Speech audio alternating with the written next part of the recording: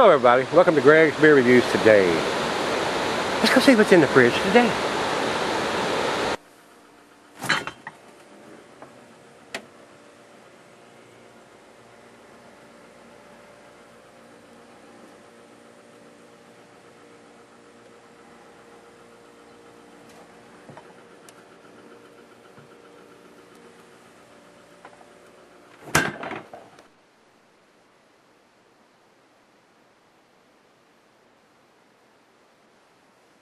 Hello everybody, thanks for stopping by Greg's Beer Reviews today. Today's beer is Sex Viking. It says a wheat ale. I know they brew this with rye. It's a Dunkelweizen. On the side here it says, this is a wonderful Dunkelweizen with a rich caramel and roasty fruit notes. Brewing this with rye gives the beer a most excellent spice, a great breakfast beer. The name of this beer was suggested and voted on by our customers. It just barely beat out Touched by a Dunkel. Cheers. And it's just got the government warning on the other side. Don't see any dating on the label on this one, guys. It may be something digitized on the bottle, but it's got a lot of condensation on it, so we can't see what it is. So they're out of North Carolina, guys, Raleigh. The beer is a 5.50 ABV, rotating schedule. The food pairing cuisine, curried and German. The cheeses are nutty, Asiago, Colby, Parmesan. The meat is salmon in the glassware. We've got the Weizen glass, I got the Dinkelweizen glass. The beer is not recommended for extended cellaring, guys. So let's not extend it any further than we need to. Let's get it into the glass. Got just a plain red cap on it, guys. It'll probably end up in the garbage. And I don't want to have a monster head on this thing. And usually that's what happens on these things. So, you see what I'm saying? You can pour them very, very, very easy, and they still produce a monster head. So let's try again. Take two.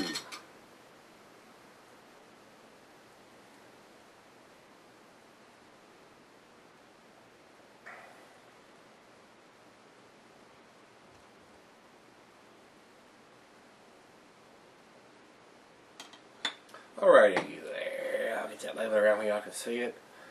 Alright, it's got a rich caramelly, almost to the red tint. It is very dark amber color. It almost looks like a wee heavy in the glass. It's very, very brown, very, very red. A lot of carbonation. I mean, it is just screaming up from the bottom. And these beers usually show a lot of effervescence, almost have a champagne quality to the way they bubble from the bottom. Real small bubbles, and they're just going to town up the sides. So looks pretty good in the glass. Let's get a nose on this one, guys. Still got a 2-finger ahead with that real easy pour. Oh wow, that smells wonderful. Banana, cloves.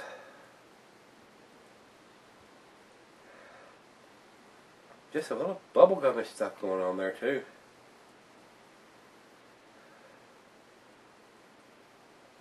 Very fruity smelling mango, banana.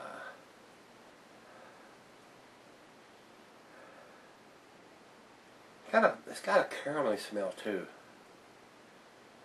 Oh well, let's give it a taste, guys. I put my nose in it twice. It's time to taste. Put my tongue on it now. Cheers.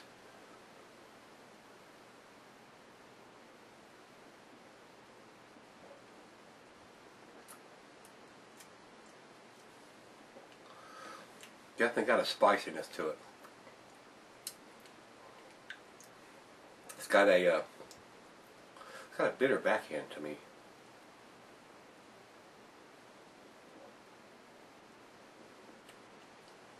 It's almost like it's got a green apple. A green apple taste to me. Sort of tart, very tart. I was expecting it to be a little sweeter than what it is. This needs to be just a tad sweeter to me, in my opinion.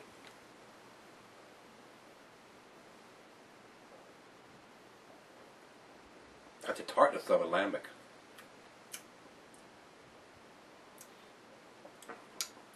A little too tart for me, guys.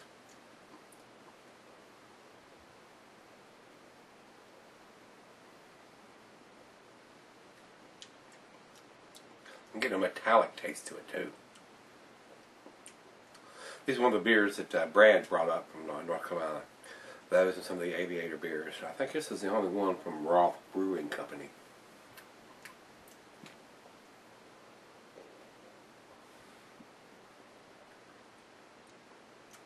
I'm overwhelmed right now.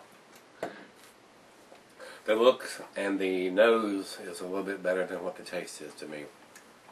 It's got a kind of a green apple tartness to me that I don't care for too much. And the metallic taste. I hope the metallic taste goes away. A lot of times that will. I mean, as it warms up a little bit, the metallic taste will go away. So that's what we're going to do. We're going to let it warm up. Let the other half sip on this, see what she thinks of it. And we'll come right back and we'll do the final chug on this one and see what it ends up, guys. So stick around. I'll be right back. Alright, guys, thanks for sticking around. Got just a little left here in the glass. It's a little too tart for me. I mean, it's like it's got green. It's almost like a lambic to me. Just not my style. I mean, I've had better, just put it that way.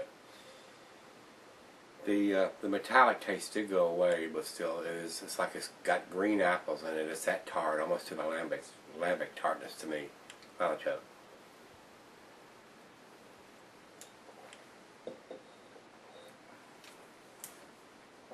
Very bitter, tart, dry finish on this beer. And if that's what you like, you may love this beer. Like I said, it's definitely not in my style. It's too tart for my taste. Like I said, I'm not big into the lambics or the sours, and this is pretty close to that. So I was expecting it to be just a little sweeter than this. Well, a little more roasty, maltier than it was dry, bitter. Guys, there are no ratings from Rate Beer on this one, and there are none from Beer Advocate. So I don't have anything to judge this off of. So I'm going with my gut. This is probably a decent beer. It's not in my style, like I said. I'm gonna give it. I haven't looked for the date before I give it a grade. Let me make sure there's no date. If I see anything, I don't see anything on it anywhere. So, guys, the grade on this beer is a 5. I'm going to give it a B-. It's slightly above average, and I say slightly to me. I mean, you might think if you're into this type of beer, you might think this is the best thing you ever had. So, guys, it's definitely not my type of beer, my style of beer. And from what the other Dunkelweizens I've had, it's just a little too tart for me. So I'm going to leave it at that, guys. If you have this, I don't know what the distribution is. Like I said, this is one that Brad brought up to me from North Carolina. I've not seen it here, so I don't think it's available here. I don't know what the distribution is on this one. So if you see it, you want to give it a try, pick it up. Let me know what you think of it, guys. As always, rate, comment, subscribe, and we're going to look in the fridge tomorrow. Join me then.